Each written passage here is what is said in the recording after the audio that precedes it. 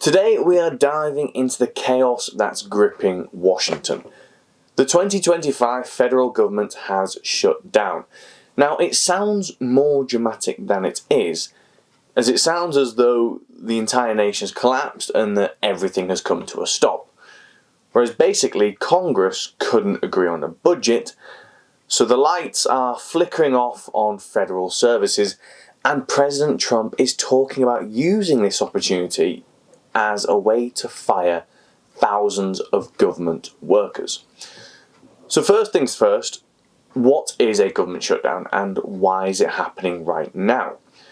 The US fiscal year ends on September the 30th every year. So then Congress has to pass 12 spending bills. Basically, the government's budget for the year's running costs. If they don't, then non-essential operations grind to a halt, and this has happened before. Obama used it to get through his Obamacare bill. So it's not an uncommon thing. And that's exactly what's gone down here. They couldn't agree on a bill, on a budget, and it's now shut down. So at midnight on October the 1st, boom, shut down. Non-essential services have stopped, and lots of government workers are staying at home. This is the 21st funding gap in modern history, but only the third under the Trump presidency. The last one dragged on for 35 days from late 2018 into 2019, costing the economy billions of dollars. House Republicans pushed a short-term bill to keep funding at current levels, but Democrats shot it down in the Senate. Why? We'll get to that in a moment. Now, the House did pass extensions for veterans' benefits, but the Senate rejected it too. The result?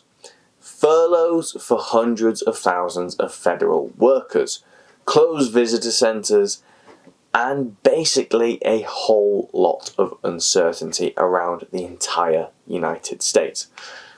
Now, politics time. Who exactly is to blame? This shutdown didn't come out of nowhere. It is a classic partisan standoff, basically, fueled by deeper fights over spending and policy. On the Republican side, House Speaker Mike Johnson and President Trump wanted a clean continuing resolution. Basically, kick the can down the road without big changes. But Trump, he's leaning into this hard. On October the 2nd, he posted on social media about meeting with the Office of Management and Budget Director, Russ Vought, the guy who is behind Project 2025, the conservative blueprint for slashing and streamlining government. Trump called the shutdown an unprecedented opportunity to clear out deadwood and cut Democrat agencies he calls political scams. He's even floated mass layoffs, targeting up to 300,000 federal workers by the end of the year. Senate GOP leader John Thune is pushing back, saying this risks turning the shutdown into a permanent purge. The Democrats, well, they're digging in on what they call healthcare.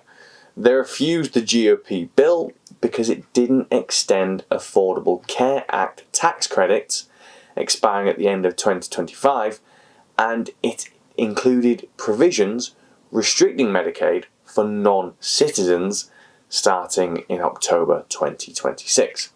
Senate Minority Leader Chuck Schumer, one of Trump's best friends, I am being sarcastic of course, blasted Republicans for bullying them into a vote they couldn't win, saying Trump and the Republicans are barreling towards shutdown to gut Americans' healthcare. House Dems like Representative Amy Bera and Greg Stanton say that they're open to bipartisan talks, but they won't budge on protecting ACA subsidies. Bottom line, it's a high-stakes poker game, basically. Republicans want spending cuts and leverage for Trump's agenda. Democrats want healthcare safeguards for illegals, their voter base. Or at least so it seems so. And the American people, unfortunately, are the ones who have to suffer the consequences and eventually also foot the bill.